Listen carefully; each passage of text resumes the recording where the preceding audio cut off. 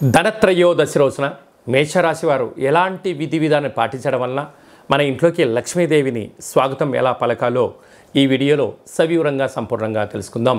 మేషరాశిలో ఏ నక్షత్రాలు వస్తాయనగా అశ్విని నక్షత్రంలోని 4 పాదాలు, భరణి నక్షత్రంలో 4 పాదాలు, కృత్తికా నక్షత్రంలోని 1 పాదం కలిపితే మేషరాశి. చాలామందికి డేటా బర్త్లు లేనటువంటి వారందరూ కూడా పేరు యొక్క మొదటి అక్షరాన్ని అనుసరిస్తూ ఆ రాశిని తెలుసుకునే ప్రయత్నం అవుతుంది. చూ, చే, చో, లా, లీ, లు, లే, లో, ఆ అక్షరాల వారందరూ కూడా మేషరాశి జాతకులు అని చెప్పి గమనించాలి. మేషరాశి యొక్క అధిపతి కుజ భగవానుడు.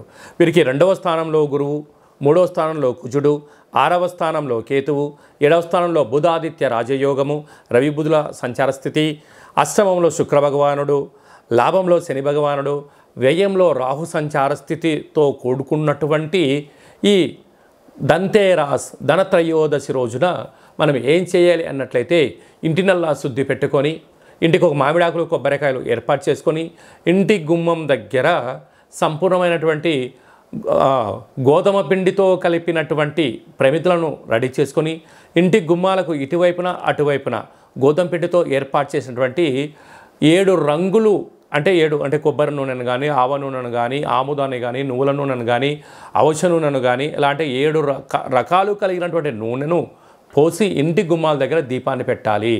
అలాగనే పూజా మందిరంలో సిరులు కలిగినటువంటి లక్ష్మీదేవి అమ్మవారిని ఫోటోగా ఏర్పాటు చేసుకొని పల్లీల నూనె అంటే వేరుశనగ నూనెతో దీపం పెట్టడం, అమ్మవారికి పసుపు లేక ఎరుపు రంగు జాకెట్తో రంగులతో కలిగినటువంటి అలంకరణ చేసుకోవడం, అలాగా గులాబీ పూలతో అర్చన చేయడం వలన జాతకంలో ఉన్న గ్రహ దోషాలు తొలగిపోతాయి.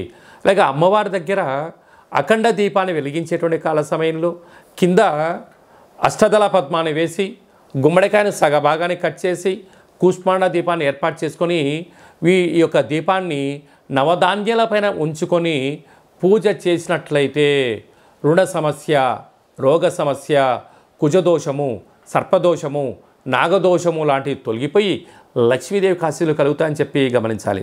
అలాగనే సాఫ్ట్వేర్ ఉద్యోగస్తులు, హార్డ్వేర్ ఉద్యోగస్తులు, వ్యవసాయ సోదరీమణులు, గృహ భవన నిర్మాణ కార్యక్రమం చేసేటువంటి వారు, నూతనమైన ఉద్యోగ ప్రయత్నం చేసేవారు ఈ ధనత్రయోదశి రోజున మహాలక్ష్మీదేవి అమ్మవారికి ఒక సౌభాగ్య ముడుపును కట్టి దేవాలయంలో సమర్పించడం వల్ల మీకు అంతా యోగం కలుగుతుందని చెప్పి గమనించాలి.